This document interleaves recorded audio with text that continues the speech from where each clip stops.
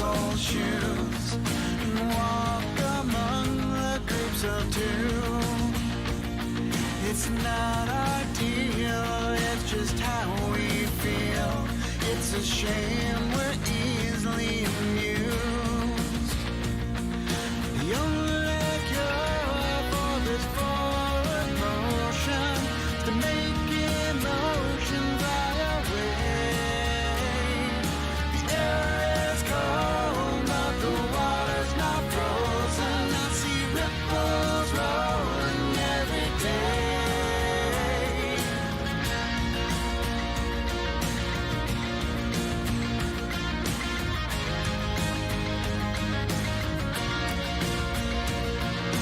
Cast a stone and hit a hardcore view.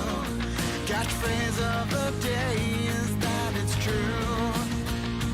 There's no coffee talk and only one way to please. It's a shame what you do moves me. The only cure for this forward motion is to make emotion fly away. The air is cold, but the water's not frozen. I see ripples rolling every day. Yeah, I'm not looking for a windswept view. Our change has changed. Nothing's new. I've had new song.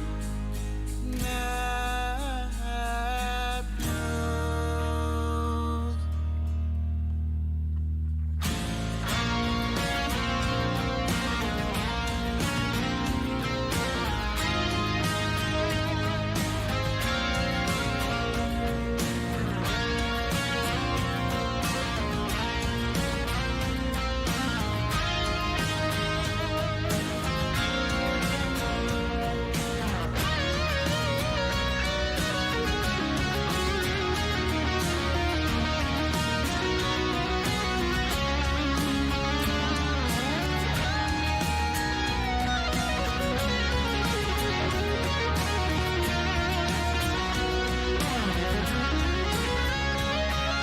The only cure for this forward motion is to make emotion fly away. The air is cold, but the water's not frozen. I see ripples rolling every day.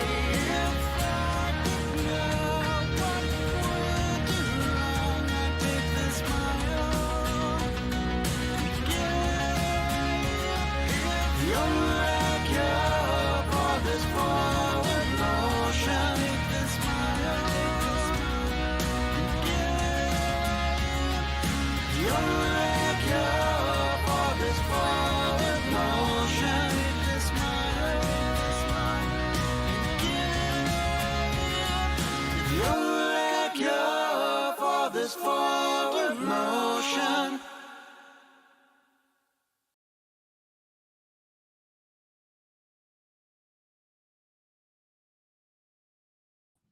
Hey, everybody, and welcome to Rebellious 1776. My name is Lynn Hurley, and I am here with you to critique, criticize, and fact check our nation's politicians in real time.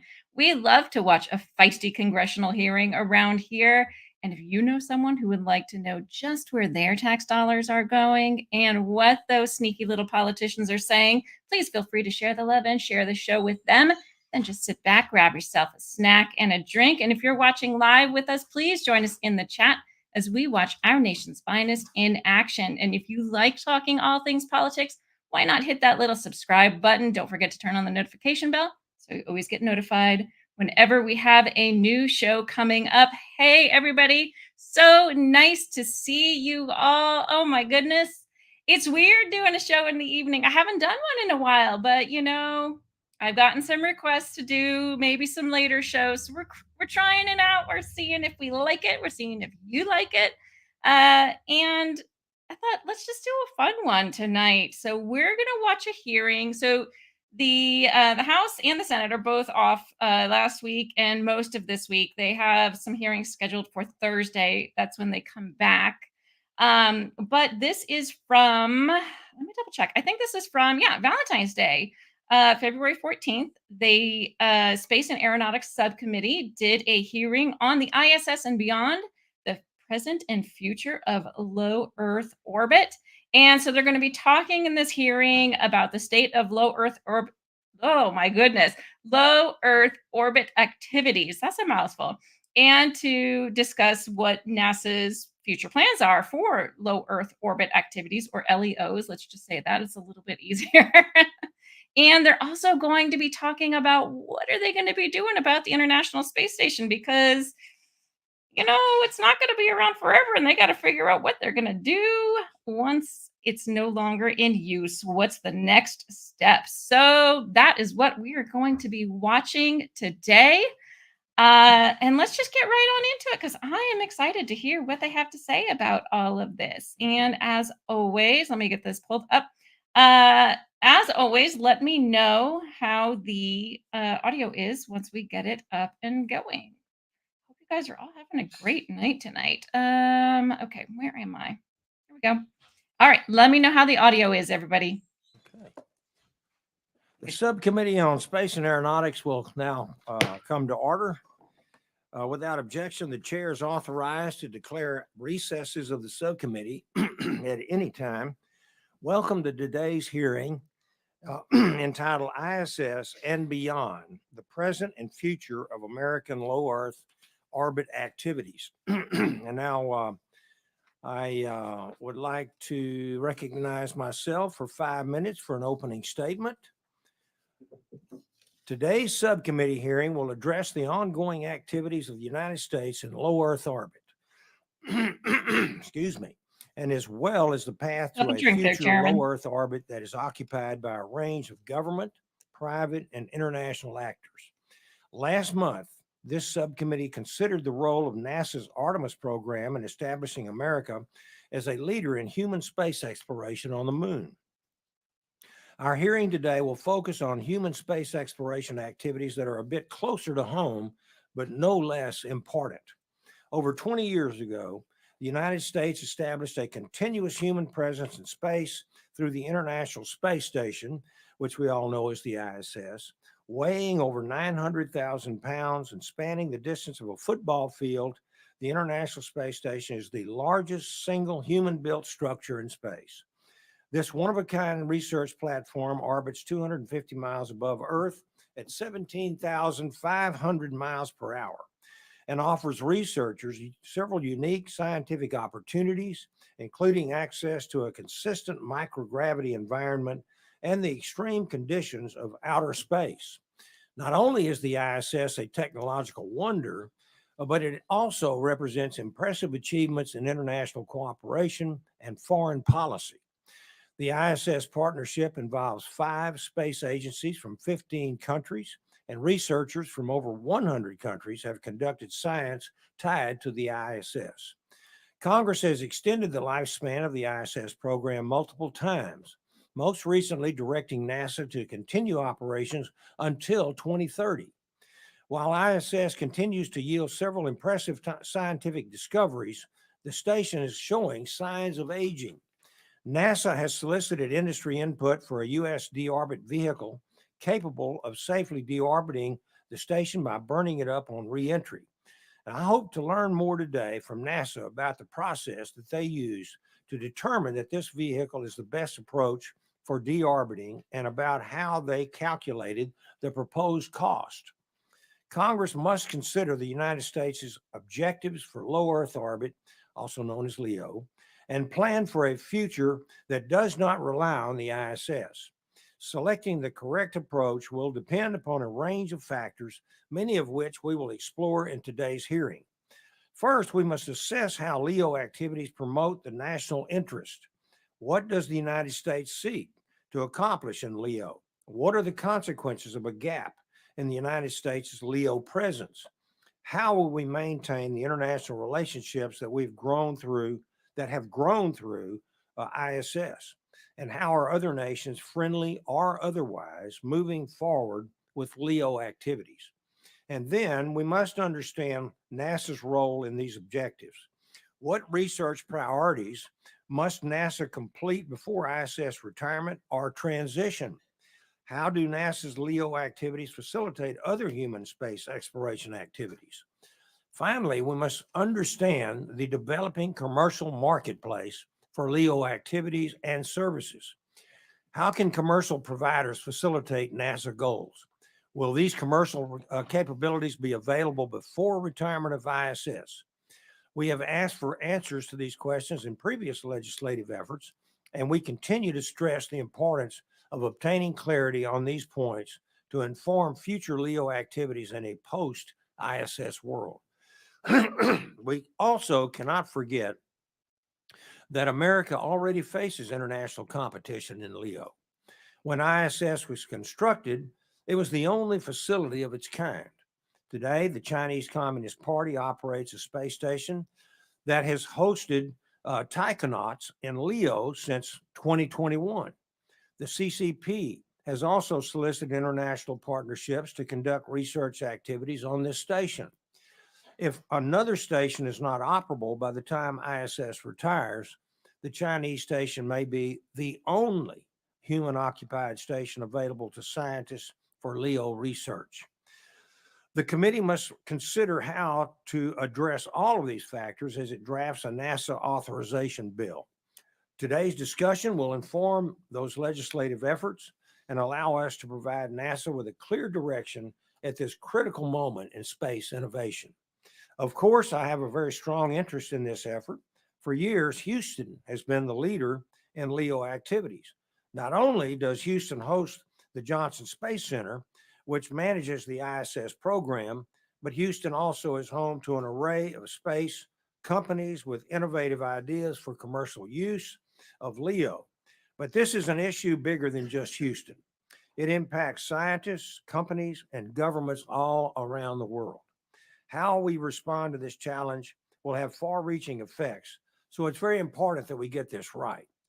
So I want to thank our panel of witnesses. I really appreciate our impressive witnesses here this morning for coming and sharing your experience and your expertise on this matter. And I look forward to our discussion and questions and answers. So I now recognize the ranking member for his statement. Thank you, Chairman Babin, for holding today's hearing. The present and future of American low Earth orbit activities, the ISS and beyond. I want to extend a warm welcome to our expert witnesses. Thank you all for your time and sharing everything that you have for us today. This year will mark 24 years of continuous crew occupation on the International Space Station, a long and cohesive international partnership with 15 countries, over 3,000 experiments carried out to date. Last year, I was proud to welcome NASA astronaut Dr. Kate Rubins to my district.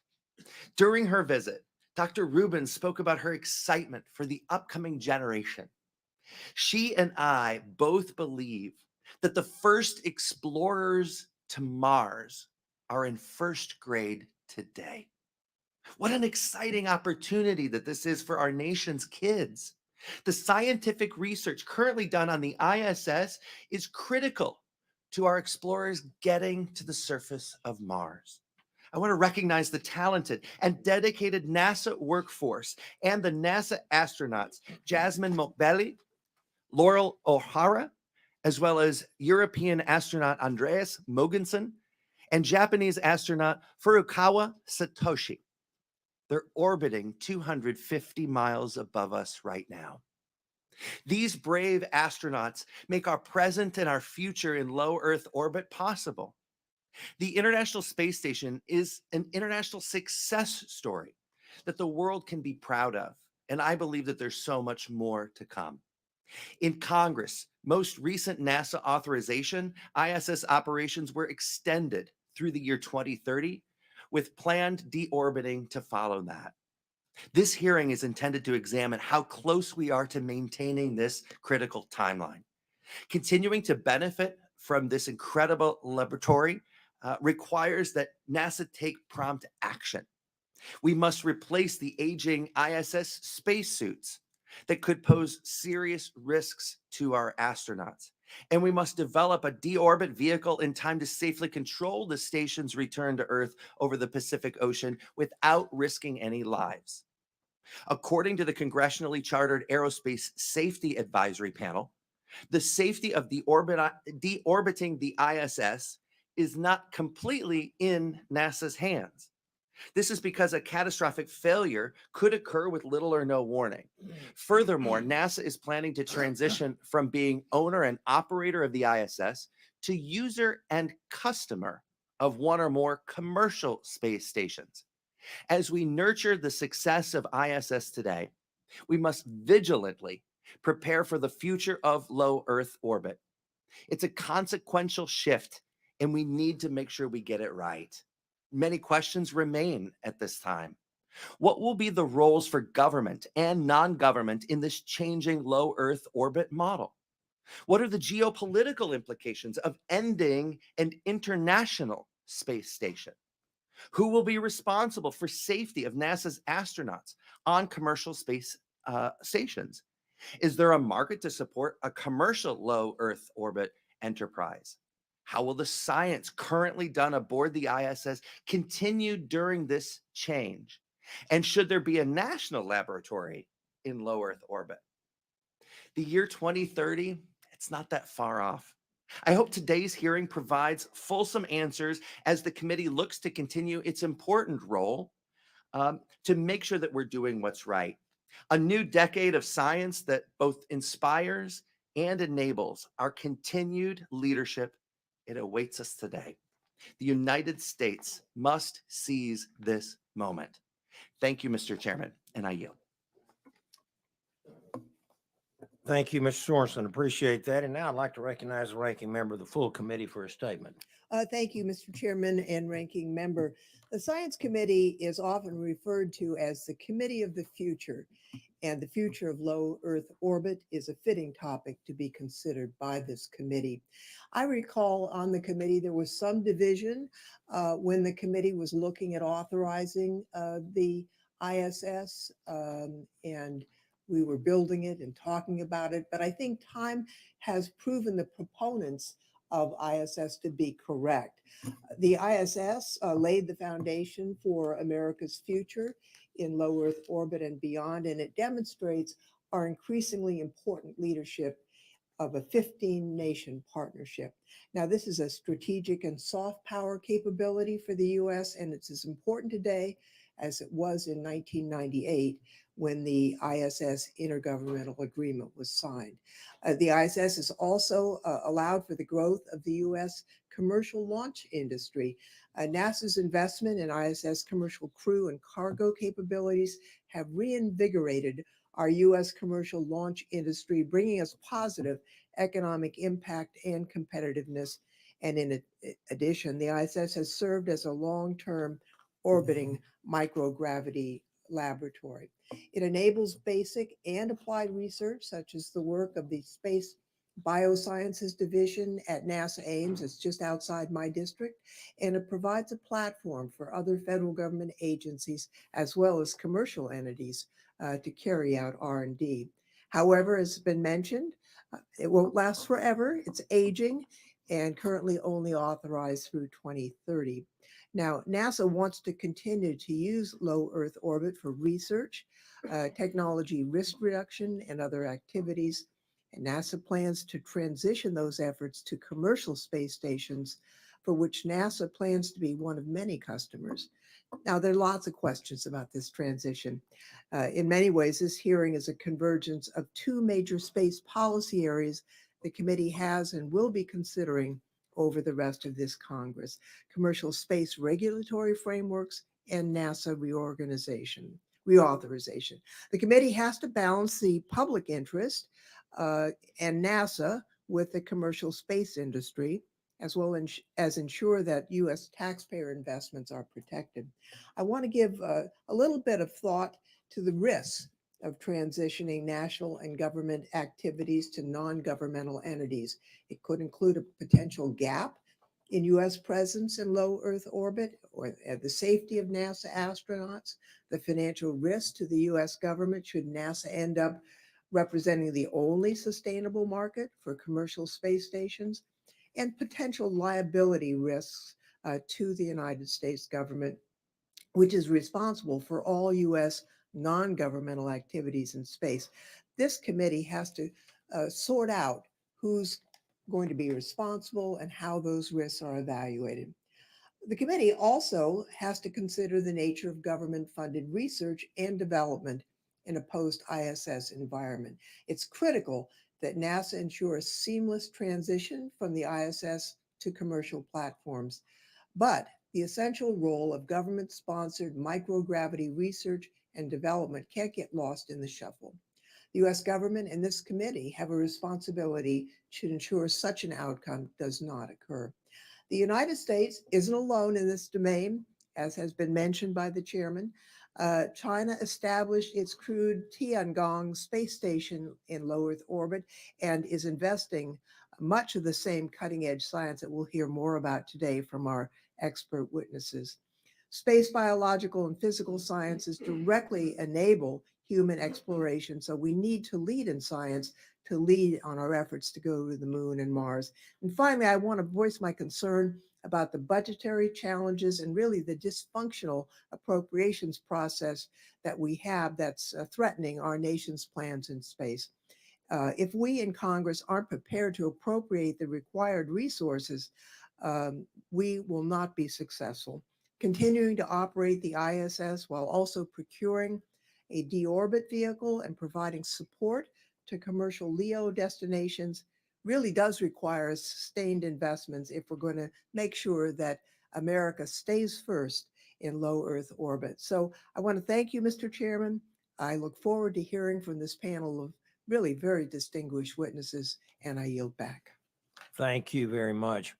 Well, let me introduce our witnesses. Our first witness today is Mr. Kenneth Bowersox, who brings a unique perspective to today's discussion.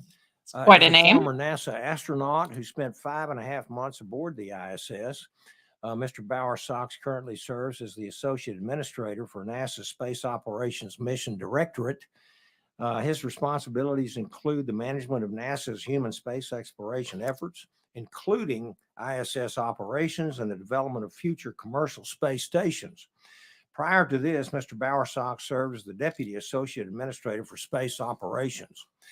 Our next witness is Dr. Mary Lynn Dittmar, the Chief Government and External Relations Officer at Axiom Space.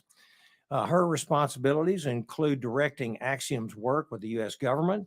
She also serves as the industry co-chair of the FAA's Commercial Human Spaceflight Occupant Safety Rulemaking Committee. Previously, Dr. Dittmar served as the founding president and CEO of the Coalition for Deep Space Exploration. Both of you are welcome. Our third witness is Dr. Robert Furl, who co-chairs the National Academy's Decadal Survey on Biological and Physical Sciences Research in Space for 2023 to 2032. In this role, he is overseeing the development of guidance strategy for NASA's next decade of biological and physical science research. I'll recognize Mr. Bauer. Well, that was weird. I don't know what's happening. Hold on a second, guys. You may not be on. Yeah. Oh, there we go. I'm not good with buttons. You know, that was a problem when I was flying too. I was going to say, that's not good for an astronaut. So Chairman Babin and Ranking Member Sorensen and other members of the subcommittee, thank you for the opportunity to appear today to discuss NASA's human spaceflight activities in low Earth orbit, which we call LEO. Since 1998, NASA and our international commercial partners have used the International Space Station, ISS for short, to expand scientific research, technology development, and economic activities into the unique microgravity environment beyond Earth. ISS astronauts have worked with many highly skilled researchers on the ground to conduct scientific experiments in areas such as medicine, plant and animal biology, biotechnology, fundamental physics, crystal growth, combustion science, and fluid physics. We've looked back at our home planet, increasing our knowledge of the atmosphere, oceans, and land as we work to understand the impacts of climate change. We've increased our knowledge of the effects of space on the human body, helping us to better understand disease and develop new treatments to lengthen and improve lives on Earth. Through the ISS, we're learning critical lessons that will enable humanity's next steps into deep space through the Artemis campaign, deepening and broadening international partnerships, as well as promoting the development of a sustainable commercial market in LEO. ISS serves as a hub for U.S. commercial cargo and crew transportation. The development of domestic launch vehicles for these spacecraft has resulted in the reemergence of the United States as the global leader in space launch activities. SpaceX's Dragon and Northrop Grumman's Cygnus cargo ships regularly supply research experiments and consumables to the station. They will be joined this year by Sierra Space's Dream Chaser, and we expect 7 more flights we've flown 7 flights of the Crew Dragon, and we've got 1 more coming up here at the end of this month. In May of 2020, we expect to have flown the Starliner, Boeing spacecraft. And something that's really exciting to me is over the past couple of years, we've flown 3 private astronaut missions with Axiom to the International Space Station. While the last several years have seen enormous progress, we did suffer a setback in May of 2023 when Typhoon Maiwar caused significant damage to a NASA ground station located on the island of Guam, resulting in a loss of our ability to have continuous communication with the It's interesting they don't have any representatives NASA and our ISS partners from continue to SpaceX conduct here. operations in a manner that ensures crew safety as work to repair the damage continues. At the conclusion of the ISS program, scheduled for the end of 2030, the station must be deorbited in a controlled manner to ensure avoidance of populated areas on Earth. The station's safety orbit is the shared responsibility of the 5 space agencies that have operated it since 1998. The station partners have studied deorbit options, and a newer modified spacecraft is necessary to provide high-confidence deorbit capabilities. NASA is engaged with U.S. industry and is proceeding with plans to procure a spacecraft, the U.S. deorbit vehicle, that will perform the final safe deorbit maneuver of the space station.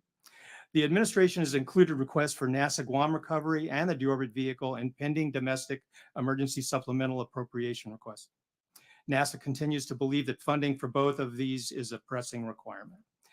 After the retirement of ISS, NASA will continue its scientific research and technology work in LEO by transitioning to services provided by 1 or more commercial LEO destinations.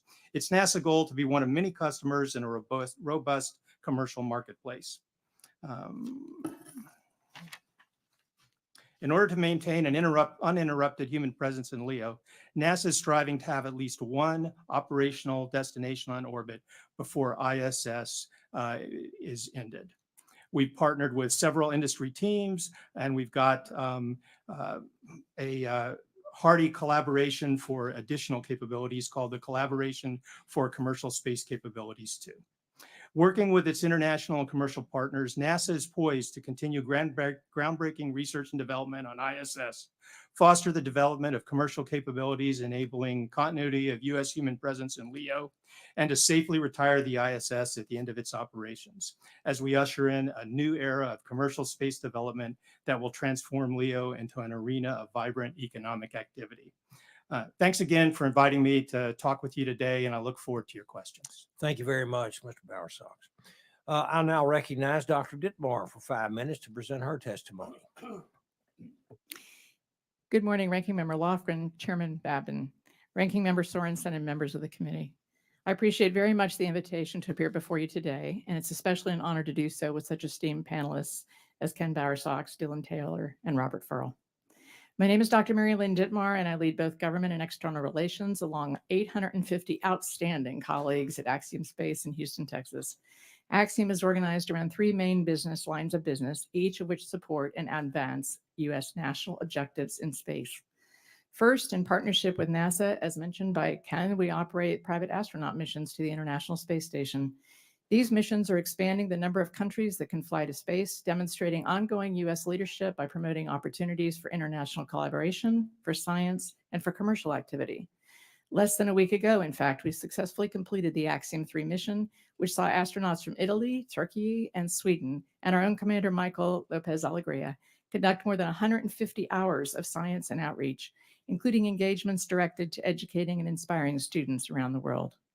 Our second line of business is focused on building the lunar spacesuits, providing NASA astronauts with the lunar suit they will wear on the surface of the moon during the Artemis 3 mission. We are also working on next generation spacesuits for low Earth orbit. Our flagship program is the construction of Axiom Station, the world's first commercial space station. Our first module is nearly complete and will be arriving in Houston later this year to begin outfitting prior to a launch into orbit, where it will connect to the ISS in late 2026. An additional module will be flown into orbit next, after which Axiom Station will become free flight capable prior to the arrival of the ISS deorbit vehicle. Additional modules will follow. This is the 5th time I have had the honor to testify before Congress in the last decade, and at no other time have I felt the sense of urgency that I do now. I have written at length in my published testimony regarding the budget pressures and decisions that must be faced squarely and without delay or obfuscation in order to ensure that the United States will not surrender decades of American leadership in low Earth orbit to China. My testimony is on the record, and so I will keep the rest of my remarks short. First, the retirement of the International Space Station and transition to commercial LEO is the fulfillment of long-held policy in both Congress and executive branch agencies across decades from both political parties. This transition must be orderly and predictable. Second, the private astronaut missions are a critical part of our transition to a commercial LEO economy. Axiom has continued to invest in these missions and shoulders part of the cost, demonstrating our commitment to developing a new economy in space. NASA and Axiom Space are laying the groundwork for successful transition in LEO these missions, and they must continue unabated. Third, while NASA's choice to encourage competition among several potential providers of commercial stations to stimulate innovation and drive costs down was and is laudable, it did not take into full account the threat to U.S. leadership posed by China, which has vastly accelerated its own space investments, technology, and achievements in the last several years. Finally, federal funding for the transition to include money for the ISS program, the Commercial LEO Destinations Program, PAM missions, and the U.S. deorbit vehicle that will be used to retire the ISS safely must all be in place in addition to adequately funding the ISS budget itself in order to provide the resources necessary for a successful transition. At present, there is no clear path to this outcome, putting the transition under threat and opening the door to losing U.S. leadership in LEO to China in the event of a gap. The stakes are extremely high for U.S. leadership in space. The only beneficiary of an unsuccessful transition to commercial platforms able to maintain continuous human presence, conduct science and other research, and catalyze commercial development will be China. We cannot accept that future. If we have a gap of American presence in low Earth orbit, the only winner will be China. An immediate course correction by Congress is needed. We are making the following recommendations. Include language in a new NASA Authorization Act that reinforces and makes crystal clear that it is the policy of the United States to maintain continuous American presence in low Earth orbit in perpetuity. Reinforce that it is the policy of the United States to encourage and enable the fullest commercial use of space, a policy first put forth by Congress in 1990. Ensure that the ISS program remains at capacity through the end of life in 2030, supporting the fullest use of the ISS for exploration, science, technology development, and commercial activity. To enable that goal, authorize the ISS program funding at the 2023 level at minimum in 2025 and authorize funding for the U.S. deorbit vehicle in addition. Authorize the flight of the ISS until 2030 with the possibility of extension until one commercial station is operational. Proceed with the down select to a maximum of 2 CLD providers immediately. Direct NASA to accelerate contracts to CLD providers. Authorize funding of the CLD program at $295 million and appropriate commensurate funding. Thank you for your time and attention, and I look forward to your questions. Yes, ma'am. Thank you very much. And now I'd like to recognize Dr. Furl for 5 minutes for his testimony. Chairman Babin, Ranking Member Sorensen, and the rest of the committee, I appreciate and am honored to be a part of this panel and present to you today the ideas about science and the role of science in this particular discussion. I represent my colleague, Dr. Kristen Van Vliet from Cornell University, as we co-chaired the Committee on Biological and Physical Sciences in Space for the National Academies of Science, Engineering, and Medicine. It is both a pleasure and an interest to note that science has been a key part of many of the comments that have already been made today. And my role today is to secure for you the notion that science is well thought out, that science is well directed, and that science is a result of the entire scientific community in space putting together the decadal survey that I'm going to talk to you a little bit about today.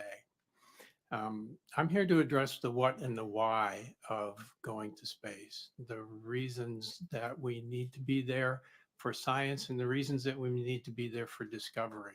Science is both the driver and the enabler of our presence in space. And our discoveries in space make possible not only the ability to go to space, but the ability to understand our universe and to better our life here on Earth. That is abundantly clear.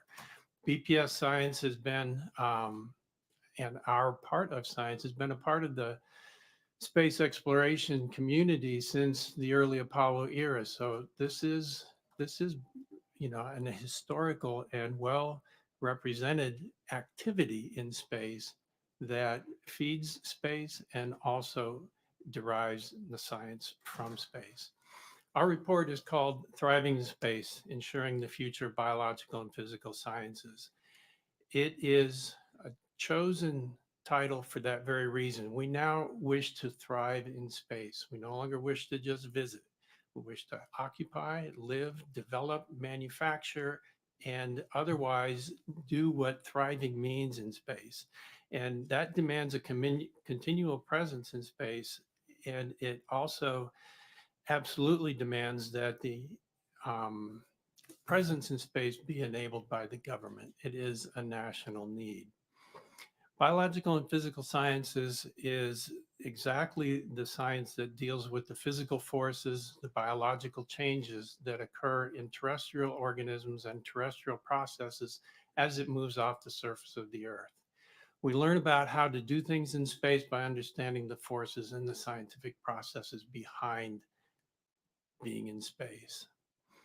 Biological and physical sciences is well represented in the International Space Station, as has already been mentioned, with thousands of publications and experiments on the international scale.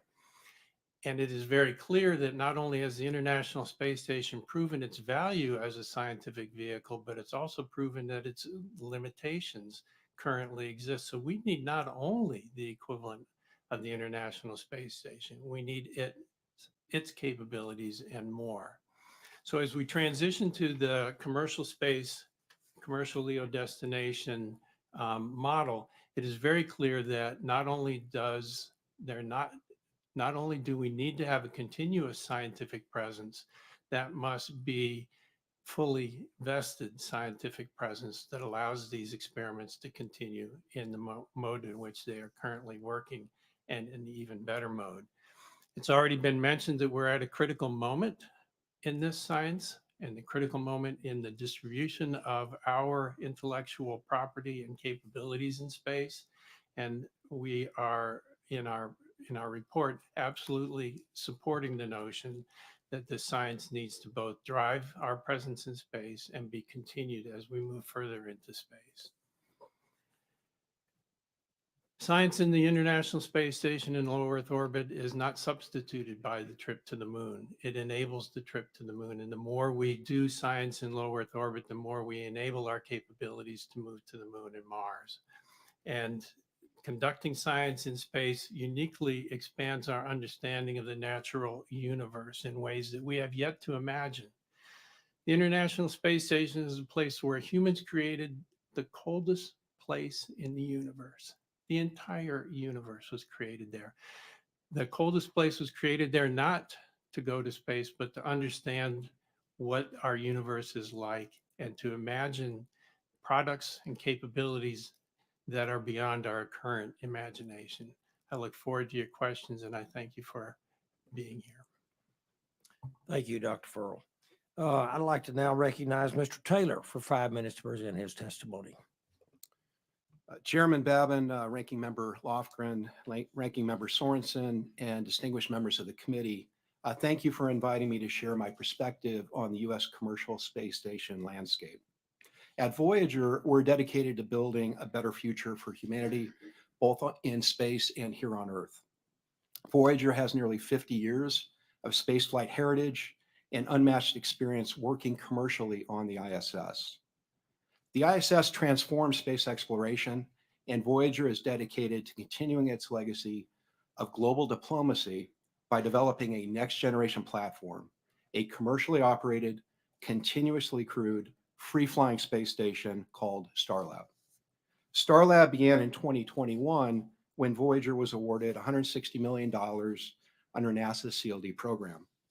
CLD is dedicated to providing the U.S. with continuously crewed platforms prior to ISS decommissioning in 2030, preventing a space station gap. Recently, Voyager formed a U.S. majority-owned transatlantic joint venture with Airbus, known as Starlab Space. We believe this joint venture provides the strongest foundation to assure the continuation of ISS diplomacy, the strongest foundation to assure the continuation of ISS diplomacy, in addition to tapping the growing international customer base and demand for space-based science and commerce. Once built, Starlab will launch on SpaceX's Starship as early as 2028. Starlab will host 4 crew members continuously, provide 100% of the space station's current payload capacity, and realize a steady pipeline of advanced research, in part through our ground-based George Washington Carver Science Park. We're also proud to have both Hilton Hotels and Northrop Grumman as part of our team. Since CLD's inception, the committee has provided excellent bipartisan support for the program. As we continue to build the next generation of space stations, we ask for your consideration of certain commitments to ensure CLD's success.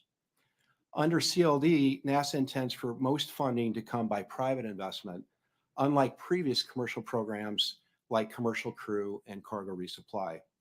These programs are successful. However, the U.S. government provided the majority of the funding in those cases. Voyager is committed to raising the majority of the needed investment for Starlab. Even so, CLD must have U.S. government support in 5 key areas to assure investor confidence. First, the U.S. government is fully committed to utilizing continuously crewed space stations. Second, that the ISS will be decommissioned in 2030. Third, that Congress plans to adequately fund CLDs. Fourth, regulatory support for indemnification and liability concerns. And lastly, that the U.S. government will transition critical research to CLD platforms as they become available and not compete with industry. In hand with the 2030 commitment is also the need for sufficient funding for this CLD program. A funding increase authorized by Congress will bolster investor confidence and accelerate early investment. Early investment helps address design challenges sooner, foster a customer base, and avoids costly late development changes. Lack of investment in 2024 and 2025 would jeopardize schedules for all providers and increase the risk of a gap in U.S. human presence in low Earth orbit. Lastly, we know the ISS is the greatest feat of human engineering in history. However, it will not last forever. Consequently, a large percentage of the crew's time is now dedicated to performing maintenance instead of science. This will only get more dire as the station continues to age. Additionally, the U.S. faces imminent political threats in space. China and its brand new space station Tiangong is already operational, and many of our allies are planned to be users. If commercial platforms are not available ahead of decommissioning, our current partner nations will have no choice but to gravitate towards China. We are in a modern space race, like the days of Apollo, and the U.S. is the leader in space and human exploration, but that leadership in the future is not assured. It is critical we carry America's legacy forward. Thank you. Thank you very much. Excuse me. And now I would like to question, if I can find my place here. Sorry about that. Yeah. Mr. Bowersox, the spacesuits worn by NASA astronauts when performing ISS extravehicular activities, or EVAs, as you're well aware, are more than 40 years old and are in dire need of replacement. In 2022, after several attempts to develop a new spacesuit internally, NASA awarded a task order to Collins Aerospace to develop a new suit for LEO EVAs. NASA also awarded a task order to Axiom Space to develop a new suit for lunar EVAs. In 2023, NASA awarded a second task order to Axiom Space to develop a LEO version of Axiom's lunar spacesuit. How is NASA prioritizing the development of the LEO spacesuits versus the lunar spacesuits? So our current spacesuits, I just want to emphasize they're working very well. And while the design may be old, our team is really good at keeping those suits working. And we're happy with how they're performing. We could always do better, but we really understand that suit well, and our team does a good job with it. The new suits that we're working, there's a lot of overlap between what you would need for a lunar suit and what you would need for a suit in low Earth orbit. That's why we have two providers. That's why it's possible for either provider to provide some part of some aspect of service for either the moon or low Earth orbit. And we're working hard with those providers to try and get a capability on ISS for the last few years of its life. Thank you. And ISS astronauts have experienced a range of issues with spacesuits in the past, ranging from water intrusion to complications from improper sizing. How will NASA transition from the older spacesuits to the newer models? And what are the agency's contingency plans if a new problem occurs? Well, one of the most important things for the new suits is that it fits a wide range of astronauts, and that we can have a good suit that works for every member of the astronaut corps, whether they're small or tall, that they'll be able to work in that suit. Our current suit, it works a little bit better if you're taller and you have longer arms, but our smaller people like me do a pretty good job in it too.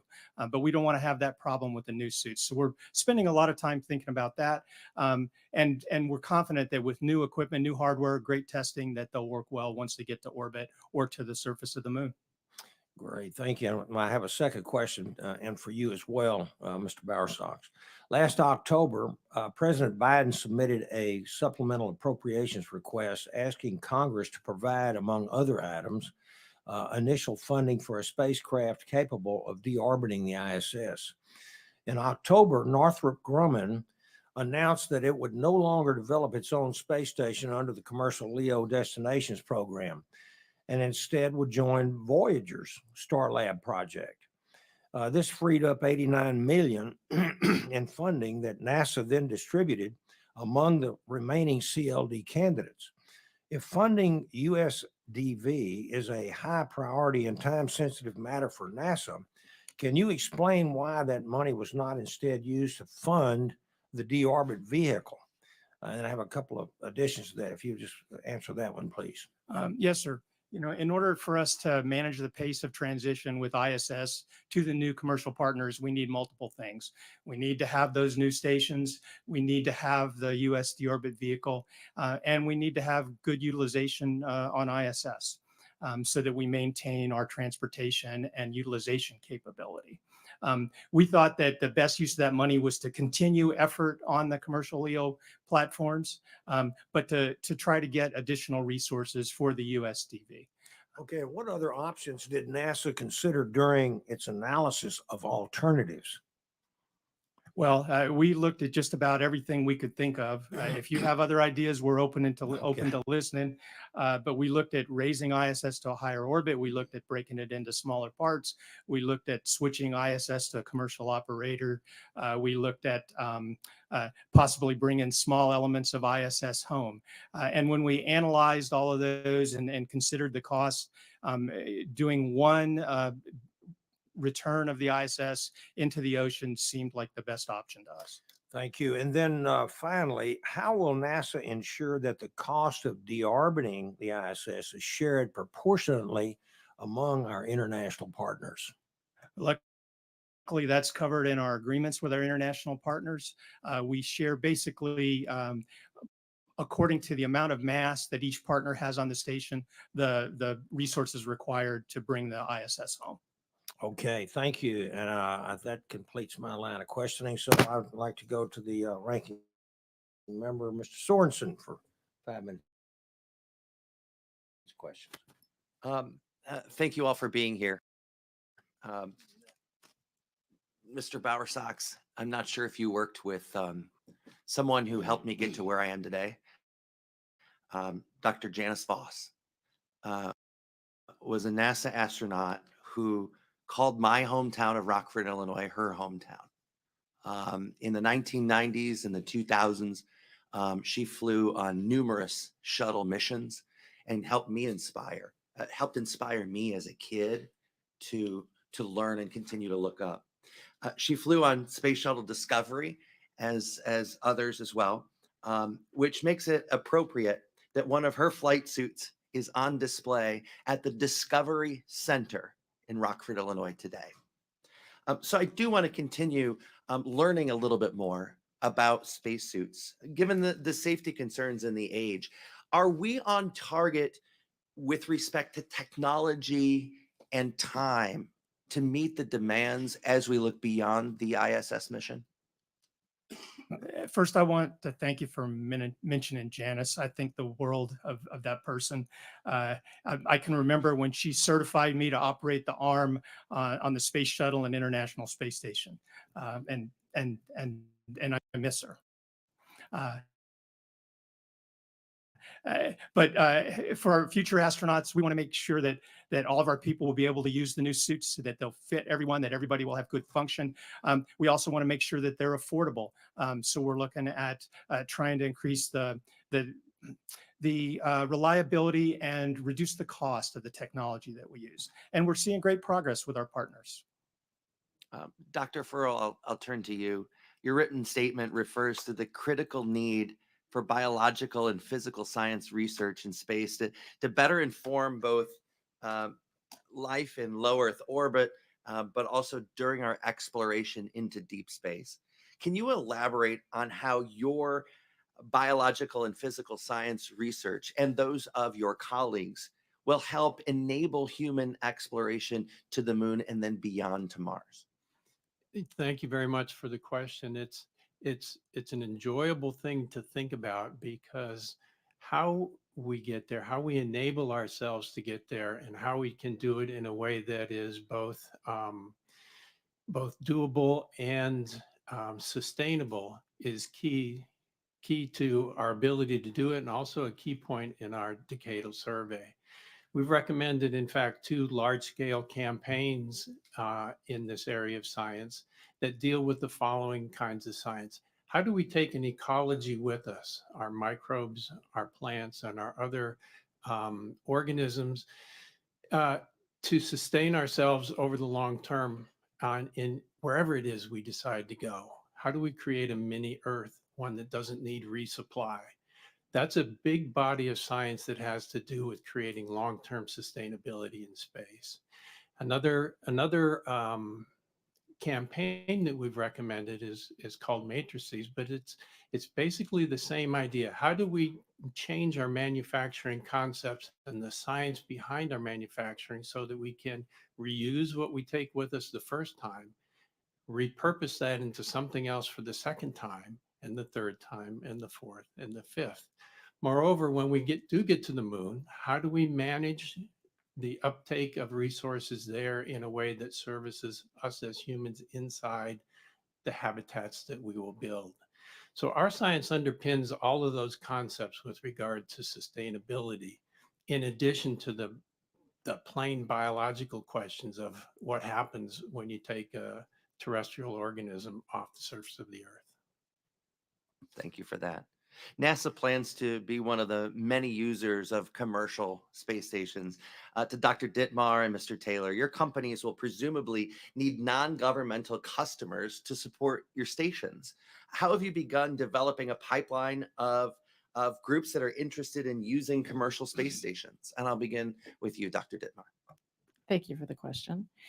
Well, as I mentioned in my oral testimony and written testimony, one of the key approaches that we've used to begin developing that market are the private astronaut missions in partnership with NASA. We began by flying individuals in our first mission, AX-1, that basically bought the ticket to go to space.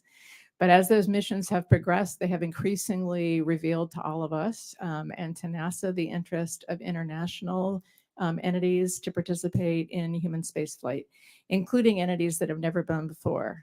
In AX-2, we flew Saudi Arabia, which, although it had flown representatives, flew the first Arab woman in space and did tremendous outreach in that country. In AX-3, which we just flew, Turkey and Sweden flew for the first time. And we had an Italian, although Italy has flown before, the Air Force gave us Colonel Villadei, who had a long history of training to fly. He was excited to go to space. So what we're learning is that international other countries are very interested in our commercial and commercial platforms in their use.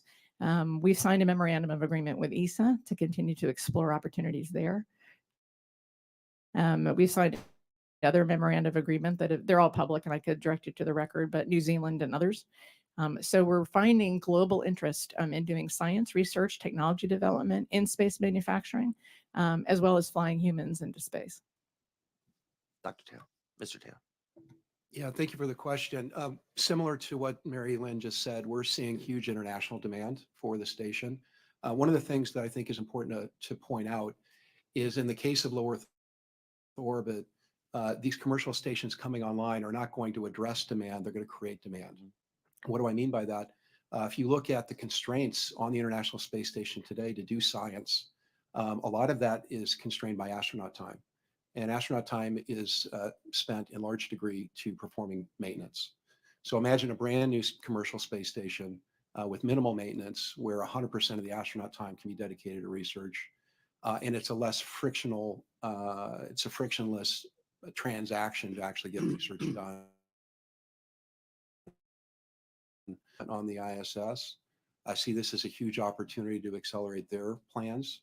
As Mary Lynn pointed out, international partners, we've signed several MOUs with countries as well. I believe the UN shows 90 countries with space agencies now. That number used to be around 20.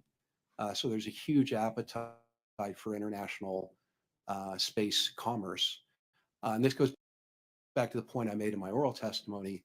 We want those nations to gravitate towards a Western-led platform and not a Chinese-led platform. Thank you for Gentlemen's that. time's expired. Mr. Posey, recognize you for 5 minutes. Thank you, Chairman Babin.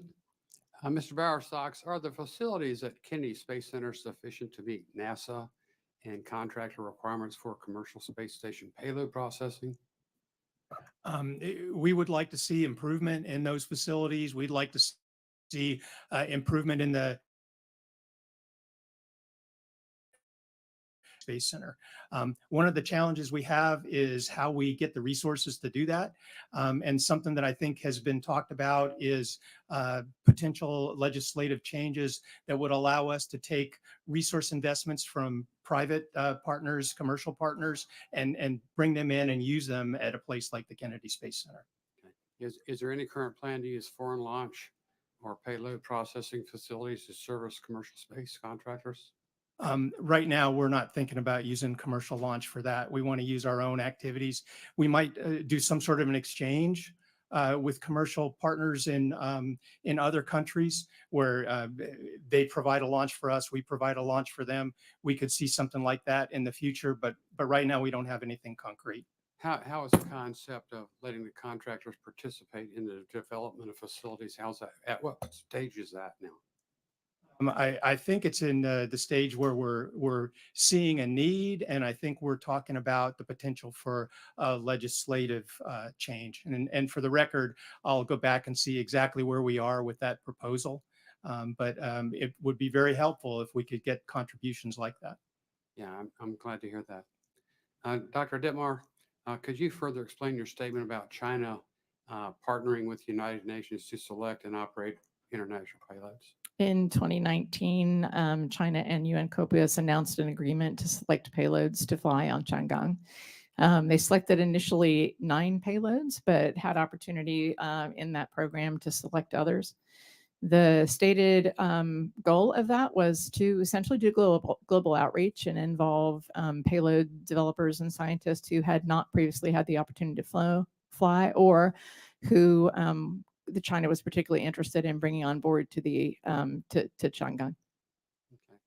Okay. I'd like each of you on the panel to speak to the risks such as intellectual property theft that companies face with partnering with China on a station. We'll start with Mr. Taylor and go to the Yeah, I share your concern.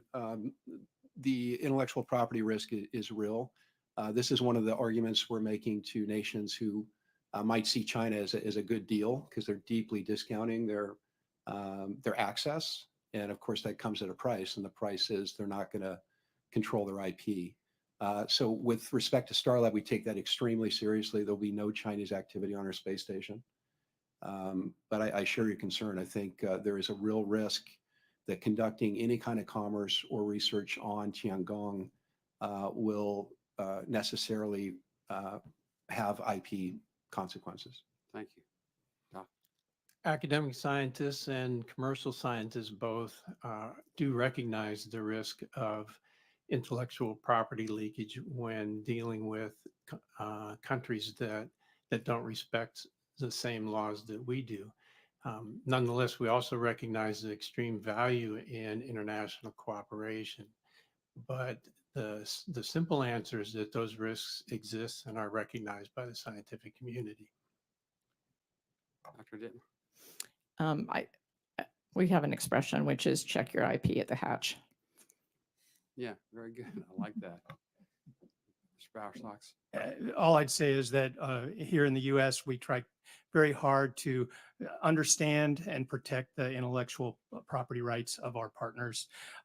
We also try to make sure that the government has a chance to use things that are developed that are where they've benefited from taxpayer investment. Got you covered. Thank you. Mr. Chairman, I yield back.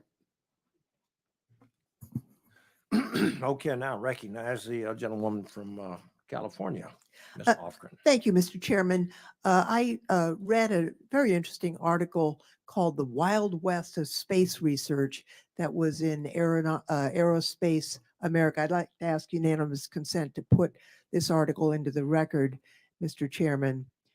But the CEO of a spaceborne United that's in the Netherlands has stated that he wants to enable human conception in space and wants to grow human embryos off Earth. His quote is, "The long-term goal is to enable the full cycle of 9 months floating childbirth in space." Now, it's my understanding that unless you have public funds in the research, pretty much there aren't any regulations. You can do what you want. Now, the U.S. government sponsored research, I believe, and you can correct me if this is incorrect, operates under a common rule, a federal policy that is actually a collection of multiple rules to ensure that the science is both fair to human subjects and high standard, but that those rules don't apply to commercial space companies because they don't get federal money. It seems to me that the ethical framework that's based on terrestrial research should apply in space. So I have a couple questions. First, Dr. Dittmar and Mr. Taylor, I'm wondering what your plans are on this issue with commercial space stations. Mr. Bowersox, I'm wondering what NASA has assessed on this issue and whether you are thinking about what rules or standards could be applied and whether we have jurisdiction to do that. And Dr. Furl, I'm very interested in how the academic community is involved in standard setting and ethically the ethics of privately funded research. Obviously, I'm for science, but there are ethical questions here in some cases. And I'm also interested, if anybody can answer this, China has the capacity to host research. Should we be worried about whether people who want to skirt ethical rules, if we can establish them, might then go to that platform? So in order, could you answer those questions? Thank you for that question. I had the honor to participate at the National Academies of Science on the executive committee of the Space Studies Board for many years. And the discussion about ethical constraint might be the right word, or consideration. I'm not sure exactly what the right word is. I would use things like thoughtful consideration, responsible behavior, if they were my words.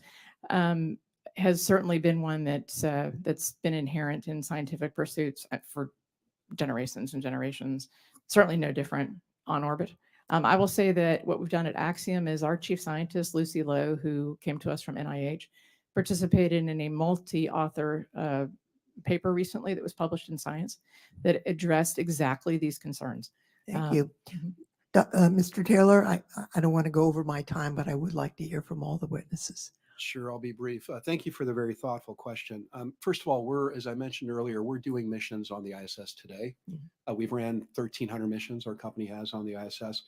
So we anticipate in our business plan essentially abiding by the guidelines that we've abided by thus far. We're not anticipating any exotic research that we haven't already experienced. Second is we're going to be integrating our payloads, as I mentioned earlier, in the George Washington Carver Science Park, which we're putting in Ohio. Right. So it'll be subject to U.S. law and regulation. And then lastly, we're going to follow all NASA requirements. So that goes to NASA and Dr. Furl. What are we going to put in place? What can we put in place? Because even if these two private sector entities want to have ethics, they're clearly going to be entities that it's going to be the Wild West. I know for the research that we fund on the government side, we would expect to follow. No, I understand that, but what about ethics? What about the private sector? On the private sector, we want to give them some freedom, right? I would expect the government to have a large say in what they do, a large influence in what they do, but we would try to give them freedom to do as much as they can. But if something just really exceeded what we thought were the boundaries of our ethical standards, then we would have a long talk. Well, Dr. Furl, I mean, obviously, having growing an embryo for 9 months in space does create and pose some ethical questions. I mean, what are we going to do about this? I think that the bigger, from my perspective, the scientific question actually has been asked and answered. Can terrestrial organisms develop in the way that they are normally developing on Earth in space? Asked and answered. Yes, we can. Yes, they can. So the scientific basis for what you're discussing wouldn't necessarily fall into our realm. I will say that scientists are, by and large, excruciatingly ethical with regard to no disagreement on that. Choosing which questions are asked and answered in space. Well, and because scientists operate within an ethical standard. So I'm not criticizing, I'm for the scientists, but there are some Wild West actors who may not want to live within those normal constraints. It's just why I'm raising the issue. My time is expired, Mr. Chairman. Hopefully we can delve into this a little bit more later. Fascinating line of questioning. Thank you. Now I'd like to recognize the chairman of the full committee, Mr. Lucas. Thank you, Mr. Chairman. And let's slide back into the landlord-rental relationship here for just a moment. Mr. Bowersox, the Commercial Low Earth Orbit Development Program, CLD, advances. How do you view NASA's role in partnering with commercial space providers? And along that line, what are you thinking? Do you anticipate NASA acting as an anchor tenant? Yes, sir. I think that's a pretty good description. We would be an anchor tenant, and we would be I think very helpful in helping the commercial providers understand what's important currently in space research. They're probably the best to understand what commercial companies want and in developing that market. And our goal would be to become a smaller customer as time goes on. That's a very good segue. So to Dr. Dittmar and Mr. Taylor, do you agree with NASA's assessments of their role in CLD? My quick answer is we absolutely look forward to hosting NASA on our platform. We're developing our platform with that in mind. As you know, our CEO is a former ISS program manager for NASA, so we have a pretty deep legacy in our program. As far as the question about anchor tenant, though, I think it depends on how you define it. NASA's total budget that they're anticipating with regard to CLD services contract is such that the transportation costs, which are continuing to grow, and the overall science and utilization contract will not be sufficient to sustain a commercial station. So I'm not trying to quibble. I'm just saying it really depends on how you define that term. Mr. Taylor. Yeah, I would agree with Mr. Bowersox. I think anchor tenant's a good term, but I would expand it to not only NASA, I would expand it to European Space Agency, JAXA, and Canadian Space Agency. And I think one of the benefits of the ISS that we can all agree on is the international soft power, international diplomacy that it has. And I think the commercial space stations can recreate that dynamism. And I ask this next question to all three of you, and I'm sure I'm following in the footsteps of my colleagues in the hearing so far, but how can Congress ensure that these partnerships are carried out in a responsible fashion? In other words, how are commercial providers held accountable for performance? Well, I think the questions you're asking here and that I expect in the future will be a big part of holding everybody accountable, watching our schedules, watching how we perform on cost. I think that'll be very important in keeping all of our partners accountable and responsible for the investment we make in their developments. Just quickly, Axiom's contract with NASA, which is a little different than the other contracts, includes data delivery, PDR, CDR. We've completed our preliminary design review with NASA oversight, and we're underway with our CDR. So those are standard engineering program management approaches, and we're deeply engaged with NASA with regard to that. And along that line, I guess the appropriate question in the eyes of our other panelists, how is NASA held accountable for managing program costs, schedules, and performance? Because what NASA does determines their ability to utilize the asset. Any comment on that, Dr. or Mr. Bowersox, or anyone else? Well, I'd say you guys do a pretty good job of holding us accountable, and we appreciate that. It's important, and we try to. That's do a our good best, answer, by the way. right? But I'll also say that we don't want to be driven completely by schedule. We want to think about whether or not we're really ready, whether the platforms are safe, and that we'll have a good platform to operate. So we're also looking at that performance. Please. There's another aspect to consider here in terms of anchor tenancy and responsibility. There is an entire body of science that is the anchor tenant, not necessarily a particular agency. The NIH, the NSF, and others are now involved in ISS research. And I suggest that the concept of anchor tenancy be viewed in that way, in addition to NASA as a particular agency. And in that regard, I'll just cycle back to responsibility and who keeps them in line. The National Academies does have committees that oversee these areas of science and does so on an annual basis. Let me ask one other question, one other observation, Dr. Bowersox. I want to follow up with a question broached by Dr. Babin. Each international partner is responsible for a share of deorbit cost and is proportionate to the amount of mass the partner contributes to the space station. Is NASA assuming the full cost of deorbiting the ISS? Well, sir, we don't exchange funds usually in those relationships. There's some offset between the partners, some sort of a trade that we make, but that's proportional to mass, and everybody will share that burden. With that, my time has expired, Mr. Chairman. Thank you. Yes, sir. Thank you, Mr. Chairman. I'd like to recognize the gentleman from Alabama, Mr. Strong. Thank you, Mr. Chairman. Congress recently authorized the ISS through 2030 as NASA works to transition to commercial low Earth orbit destinations. At the same time, as our witnesses mentioned, China is aggressively seeking partnerships for its space station, and Russia's future on the ISS is uncertain after 2025.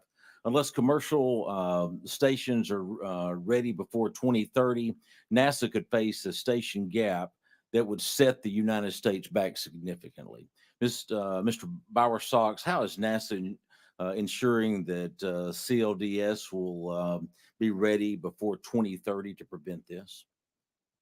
Well, the biggest thing we're doing is trying to set up new contracts, new procurements, and trying to work to get resources so that we can develop those new platforms along with commercial partners. Of course, with the constrained resource environment that we are expecting in the future, that may be difficult. It may be difficult to maintain the utilization on the ISS, prepare the U.S. deorbit vehicle, and to prepare the commercial platforms with constraints that could be ahead of us. Thank you. Dr. Dittmar, first of all, thank you for your service to the University of Alabama in Huntsville. You were an assistant professor when I was a student there, and we're honored to have you here today. Dr. Dittmar and Mr. Taylor, if NASA keeps prolonging the ISS decommissioning date beyond 2030, what impact will this have on CLD investors in the market? Uncertainty with regard to the end of life for the station, of course, raises a specter for investors and customers both, that they will be on a platform that has to compete with the government. So that's the critical issue. On the other hand, this is threading a needle, and we certainly recognize that. The stated end of life of the ISS at 2030 has been very helpful, but we are concerned also that there be no gap. Thank you. Yeah, I would concur with Dr. Dittmar. It's absolutely critical that we maintain consistency with that date because investors are underwriting based upon a timeline. So the timeline changes, the underwriting changes, the investment thesis changes. Totally agree. NASA recently updated its RFP for the U.S. deorbit vehicle, a spacecraft meant to safely deorbit the ISS as part of its planned retirement. With the RFP deadline just passing a couple of days ago, how can NASA centers like Marshall, with rich expertise in advanced space transportation systems, work with commercial space companies to safely deorbit the ISS? And that's to any of you that'd like to answer. Well, I'd love to take that question. You know, Marshall has a great history and a wonderful depth of expertise there. We use them in all of our programs to advise and monitor the work of commercial partners, all of our commercial programs. And I would expect something similar in the work with the U.S. deorbit vehicle provider. Thank you. Is there a plan to use FAA approved reentry sites like Huntsville International Airport in Huntsville, Alabama, to help with the deorbit and future CLD missions? The one provider that we would have that might be able to use a runway like that would be Sierra Nevada's Dream Chaser. Whether or not the Sierra Nevada folks are looking at Huntsville, I can't tell you for sure, sir. They are. It's certified. Okay, well, great. Thank you. And it's the second longest runway in the Southeast United States, only second to Miami. And I think that is a great way to bring those reentry vehicles back in. Dream Chaser for one, but we've got to look at other options so that we can do that. The certification to be able to get an airport certified, I went through that as the chairman of the Madison County Commission, where I previously served before here, and it's a painful process. I've Mr. landed there a lot. Bowersox, It's a great airport. that's great. Thank you. Mr. Bowersox, as you know, Marshall Space Flight Center hosts the ISS Payload Mission Control Center, which manages many research payloads aboard the ISS. How does NASA plan to ensure that researchers can seamlessly transition their experiments from the ISS to the CLDS as they become available? Well, working with our commercial partners, I anticipate that some of the investigations that are currently being conducted on ISS will move to the commercial platforms. How we work with the Payload Operations Control Center there at Huntsville is still something we need to work out, but I see a role for those people in the future because of their skills. Thank you. I thank each of you for your testimony today. Mr. Chairman, I yield back. Yes, sir. Thank you very much. And I'd like to recognize a gentleman from Georgia, Dr. McCormick. Thank you, Dr. Chair. It's a really important subject, and I think it's often overlooked, often misunderstood what's at stake here, especially in this new technological age where we have so many vehicles in the low orbit and what it means to us going forward. So I'm going to set the table for the one thing that I'm focused on, and that's the International Space Station and its decommissioning. And I'm not worried about the safety, but I'm worried about the time frame and our mission accomplishment of what we want to achieve going forward. I just kind of set the table as we look to the future of the International Space Station and American low Earth orbit activities. It's obviously up to us as the elected officials in Congress to take ownership of this U.S. space policy and maintain leadership across the globe. Last year, the committee passed the Commercial Space Act of 2023, which will support America's budding and commercial space economy as it streamlines the regulatory environment, ensures compliance with international treaty obligations, reduces administrative burdens, hopefully, and promotes the best practices in orbit. At the same time, the Biden administration released their proposal after months of delay. Their proposal would lead to increased multi-agency bureaucracy, red tape, an opaque application process, and a ton of uncertainty for our space industry partners as they're trying to plan for the future. The Biden administration proposal will directly undermine the work of NASA and the U.S. having been pursuing over in the short and long term to support commercial lower Earth orbit development. This is my concern. Congress must continue to promote a transparent, responsible environment here at home that will strengthen our domestic industry and encourage innovation. The International Space Station has served as a home to humans and scientific research for more than 20 years. The International Space Station is one of a kind, and it's great in advancing technologies, innovation, and industry.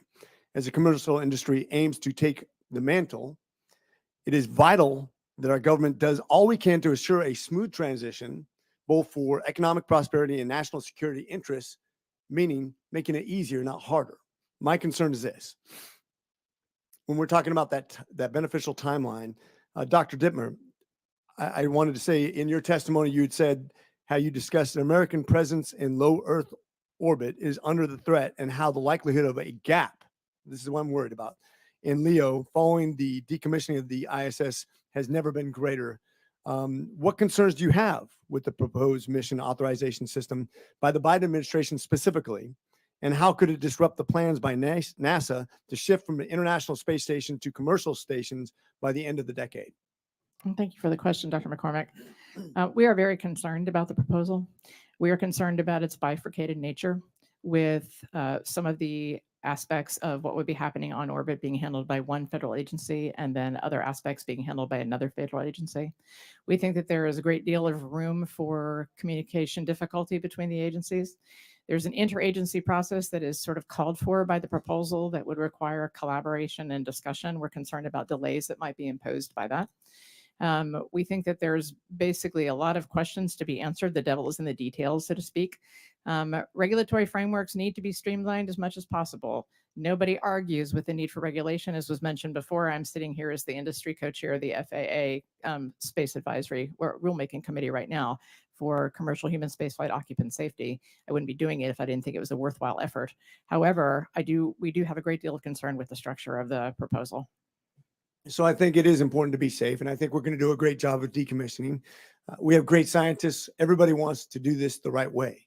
What I'm worried about the regulatory burdens that come from the Biden administration that will slow down our progress in a mission accomplishment. When we talk about outpacing our enemy, I'm a Marine first.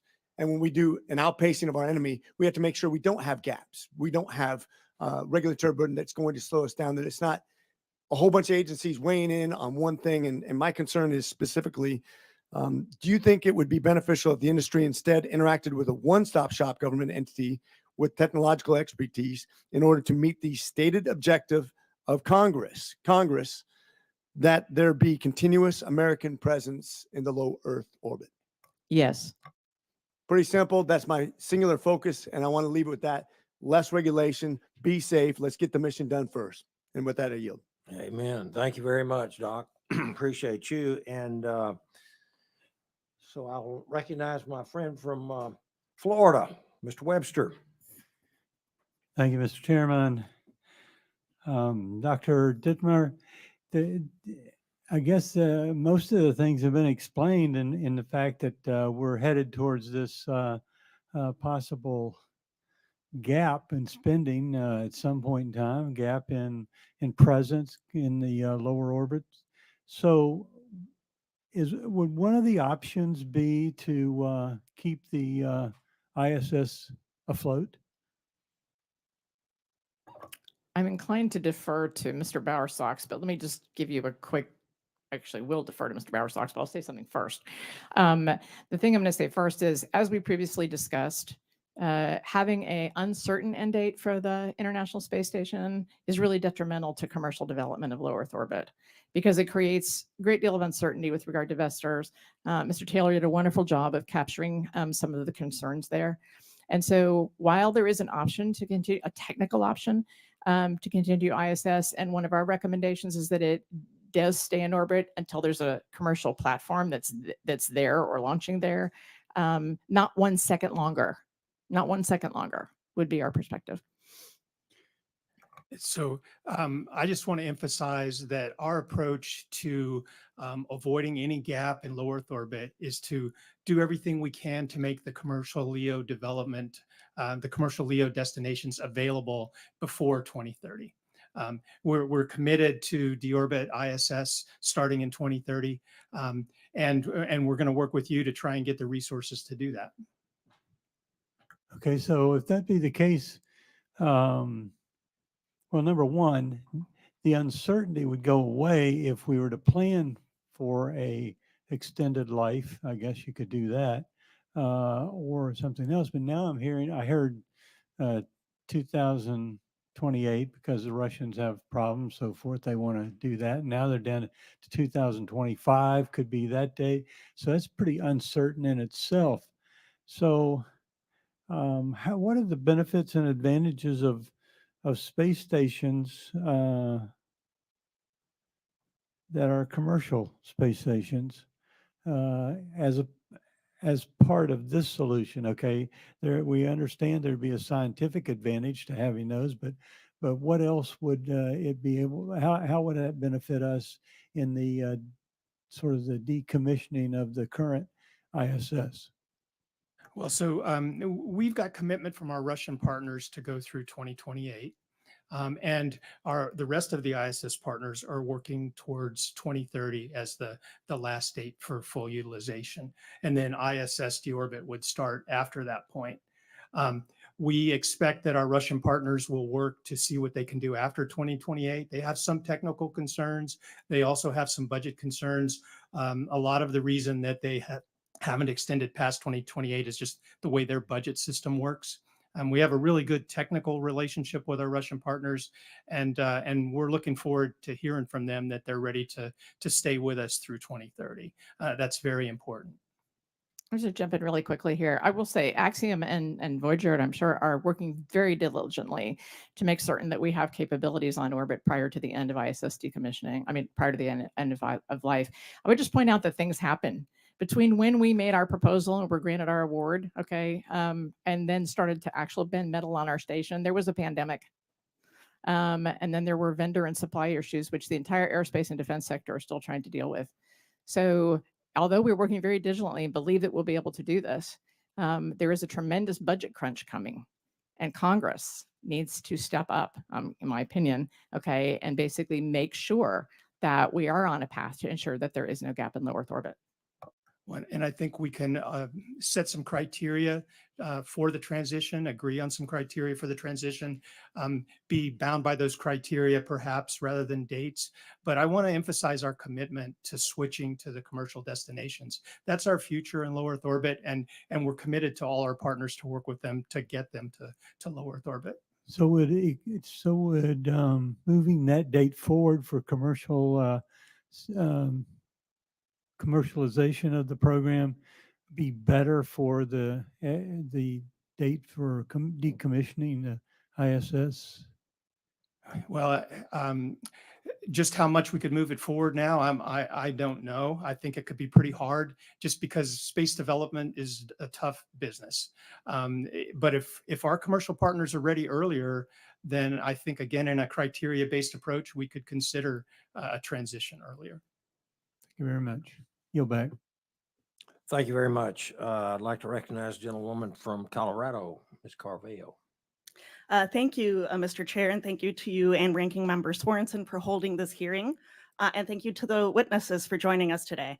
I am very grateful to be on the subcommittee because I get the chance to bring Colorado's voice to the table on space issues. Colorado has been able to contribute a tremendous amount to the ISS, from research being conducted on board to its astronauts and more. I will also continue to be involved as it becomes Colorado will also continue to be involved as it becomes a development hub for the next generation of space stations. Today, I wanted to dig into a topic I'm curious about as a physician, specifically the research being done on the ISS that has medical applications back here at home. It's my understanding that there is currently research being done on the ISS on cancer immunotherapy, and a drug specifically that, if applied back to Earth, would allow a patient to get a shot in a doctor's office versus being attached to an IV in a hospital. As you can imagine, this could prove to be a game changer for patients like the ones I see in clinic. And this really drives home how important it is for Americans that we continue to do research at the ISS and beyond. So for Mr. Bowersox, sometimes the importance of the research that happens in space, I think, gets lost in translation between the federal government and our constituents. So what is NASA doing to help emphasize its importance with the public, and how can Congress help? Well, first of all, we try to talk about the research and the work being done at ISS every chance we get. But the one thing I would encourage you and the rest of the members of the panel and the folks listening is to go to the ISS Benefits for Humanity. Just do that on an internet search engine, go to that website, and you'll be amazed at all the information there and all that you can learn about the work that's going on International Space Station. Perfect. I will definitely do that. And aside from communicating this work to Americans, one of the questions that always comes up is cost, right? Is the amount of money that we're spending making a difference when it comes to research in space? The Decadal Survey has identified uncertainties with the cost of doing research that will be shared in the future beyond the ISS. So for Dr. Furl, does the Decadal Survey make any recommendations on how these costs should be shared in the future? The decadal study makes some very clear recommendations on the total costs that are anticipated for the body of science needed over the next decade. How those costs will be shared is something I might need a little more guidance on with regard to answering. But very clearly, this area of science is a small percentage of the NASA total budget and a small percentage of the budget of the Science Mission Directorate.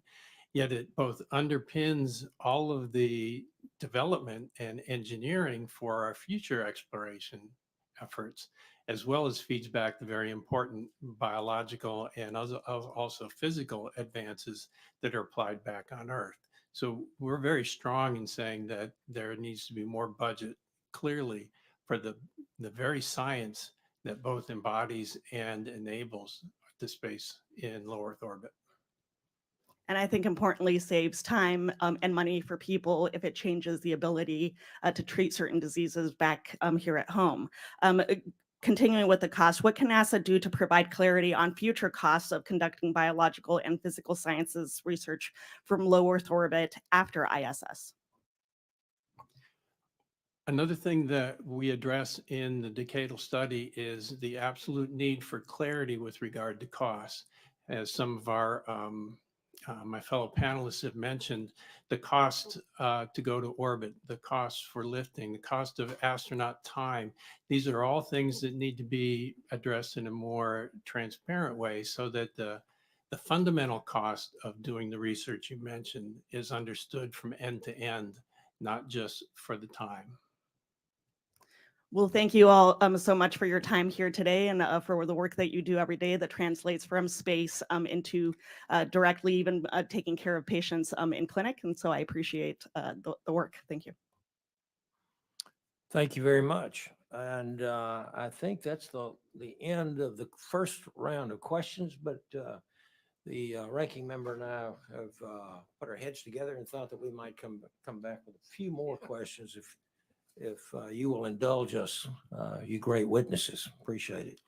I'm going to continue a line of questioning on where we've talking about decommissioning and shared expenses on the ISS.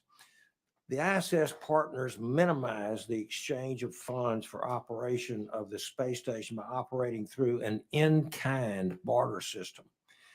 Can you explain to the committee how NASA negotiates these barter agreements with international partners? How does NASA determine the value of bartered goods and services? For instance, how can the taxpayer trace whether certain components like Russian progress vehicles have already been accounted for in an earlier deal? Who would like to answer that? Mr. Bowersox?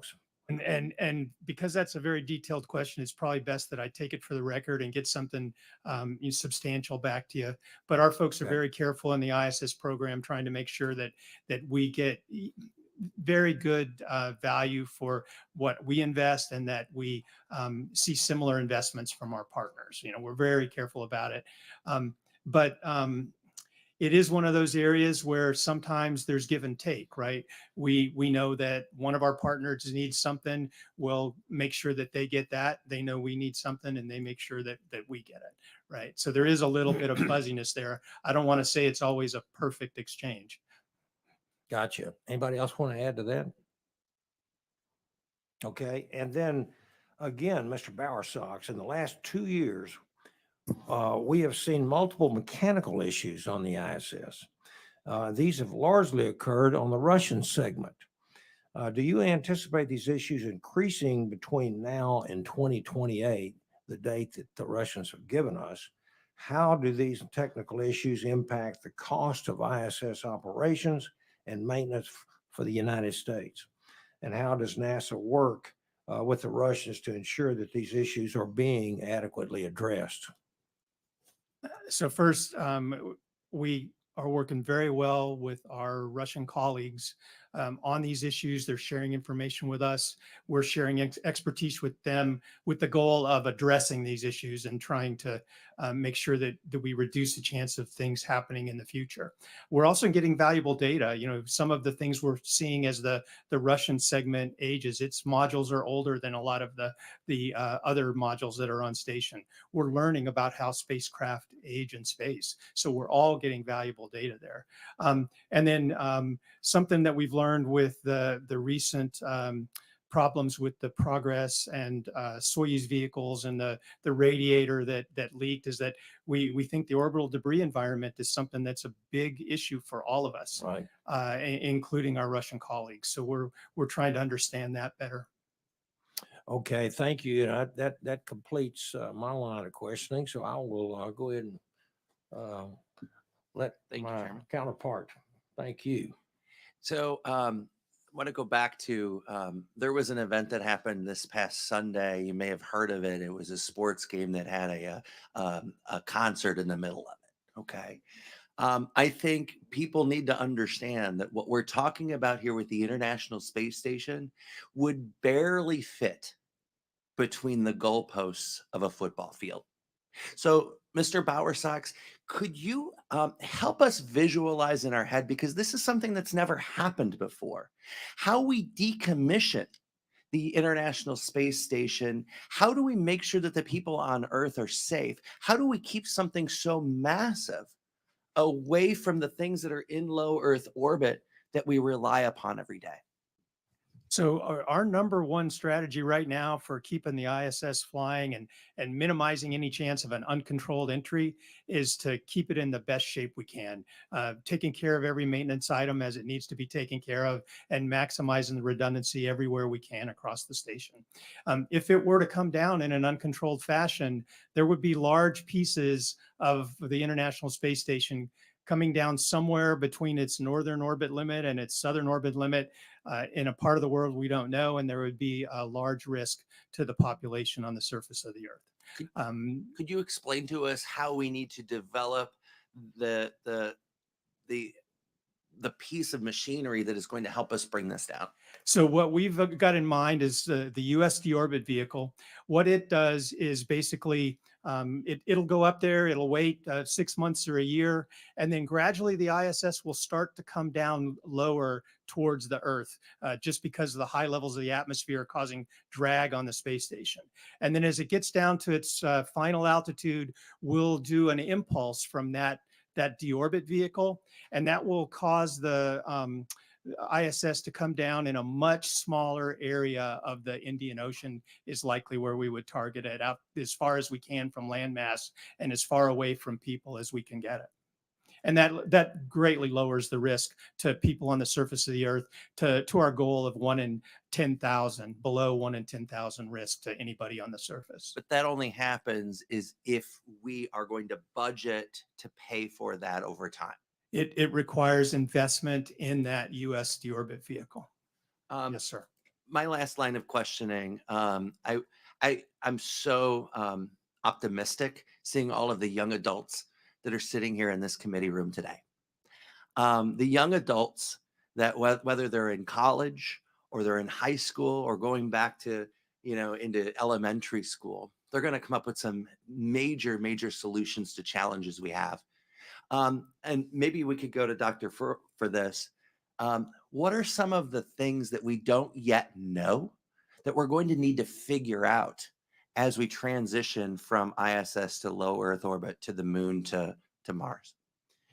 There's actually a large number of things, and that's what the decadal study is there to do, is to prioritize some of the things that we don't know as we make best use of the ISS and our ability to do science in space. So what are among the things we don't know? For example, probably represented behind me are a number of different, what we would call in the science world, genotypes. People that come from different backgrounds and carry different genes with them when they go into space. I'm sure Mr. Bowersox will acknowledge that the variability of people in space and their ability to adapt to space is something that is inherent in our individual genomes. We need to know that better as more and more people go to space.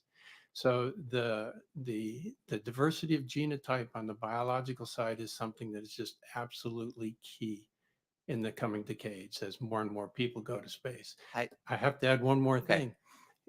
It's the young people that were mentioned earlier, the grade school people that will be going into space. They will be able to go to space to do science. There will be scientists going to space more than professional astronauts. And that is another thing where the science community and the unknowns that will carry people into space will be one of the drivers that takes people to space. Well, one of my heroes from my hometown, Dr. Janice Voss, she wasn't interested in science until she was 6 years old. Her mother says she picked up a book and it was about a woman scientist. And so thank you all for your testimony today. And thank you to the late Janice Voss for inspiring us. Weird way to end it, but cool. Thank you very much. And I was going to mention them earlier, but most of them have left. But we have had literally dozens of young student age, young adults that have been coming in and out during this entire hearing. And when I was prepared to make that announcement, right before I did, they all left. So there's still some young people in here. Mr. Stallmer, thank you for being one of the young folks here too. Okay.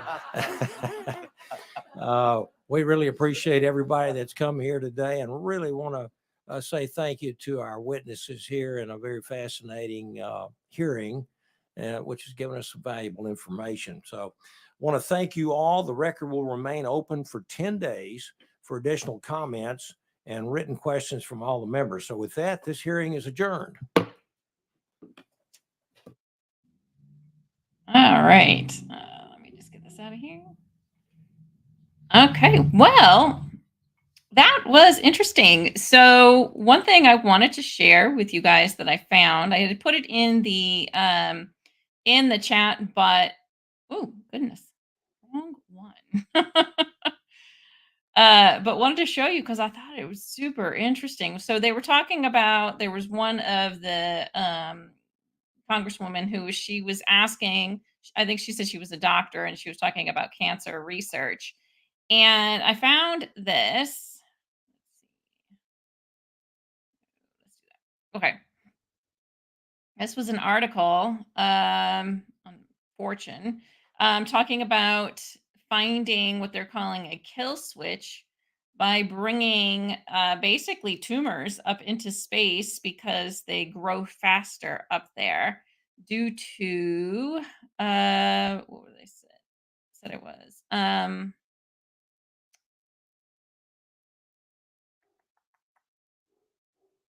did it go microgravity. Okay, also known as the weak pull of gravity. Yeah, microgravity. Because microgravity places the cells under incredible stress, it causes them to grow more rapidly. And so they figured this out, and they brought some basically tumors up there to see how it grew. And they had found from previous research that there was a cloning gene in tumors known as ADAR1, excuse me. So they found some a medication that blocks ADAR1 in different ways. And so basically these are breast cancer tumor, they call them organoids. So I think these are slides probably. Let me see, or is it under I think this is probably just like under a microscope of some kind. But anyways, so the left side here are the tumors, the organoids that were treated with your typical FDA approved cancer treatments. And then on the right here are the tumor organoids that have been treated with the this new drug that blocks ADAR1, and you can see that the amount of growth is substantially different. So that's fantastic. That's amazing. So who knew space cancer? Yeah, so great. I mean, space research leading to cancer treatments. That's incredible. Fantastic. But my big question is, we know the ISS is old. Like, she's worked really hard. Nobody owes, she don't know anybody anything anymore, right? Why, like many other things in the government, are we waiting until last minute to figure out we really need to get on this and figure this out? Like, we're still looking at investors and financial options. Like, shouldn't we have done this maybe 15 years ago and getting started? Like, how are we going to build a new space station in what they want to end it in 2030? So in 6 years we're going to get funding, planning, building, and assembling done in 6 years. We'll see. We'll see. Well, like I said, much like other things in the government. So we shall see what happens. Anyway, thanks guys for hanging out with me. So tomorrow at 2:00, we are going to go on. We're going to watch a Senate hearing tomorrow. And this is actually an older one. It's from last Halloween. And there's a reason why we're watching this, because the Biden administration is being the Biden administration, right? And they have been targeting another group of Americans. It's kind of like a subset of the group that they usually target and label as domestic terrorists, right? Or have the ability to become domestic terrorists. So this Senate hearing is the FBI Director Christopher Wray is here, and he testifies in this hearing and talks about something the Biden administration has been doing. And I hadn't heard about this. So, I mean, I'd heard about the group that they're targeting, which is Christians, basically. And there's something very specific they've been doing with the FBI for a couple of years now. So I want to watch that and go into that. So it's going to be a longer one tomorrow. I think the hearing lasts about 4 hours. So we're starting at 2 tomorrow, and we will discuss that. So some other country made fun of Biden. Yeah, it was Italy. It was hilarious. It was hilarious. If you haven't seen it, I'm sure you can Google it and find it. It is pretty funny. So anyways, thanks guys for joining me tonight. It was kind of fun doing a nighttime episode. I can't always do them because some of these hearings are pretty long. But I'm glad that we were able to have one tonight. And I will hopefully see you guys tomorrow at 2 p.m. Eastern. All right. Have a wonderful night, and I will see you tomorrow. Bye.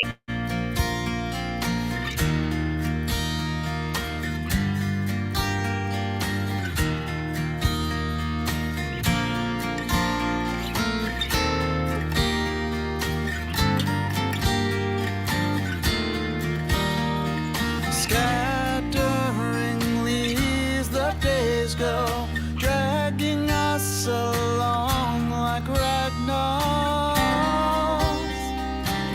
Make these moments move faster. It's our latest disaster. There's no place I'd rather be anyway. This will do for a while.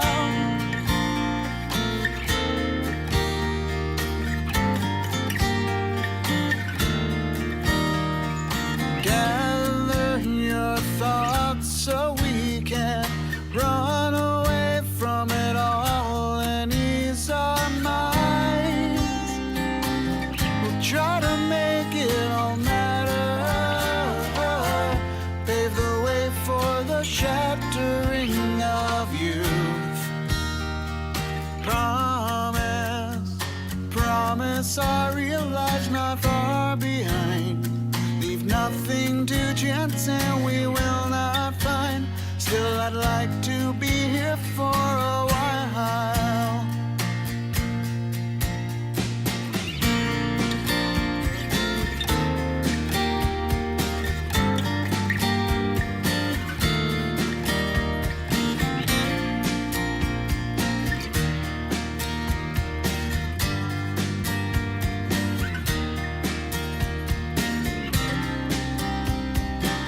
Try to make it all matter, pave the way for the shattering of youth. Promise our real lives not far behind. Leave nothing to chance and we will not find. Still, I'd like to be here for a while. Still, I'd like to be here for a while. Scattering leaves, the days go, dragging us along.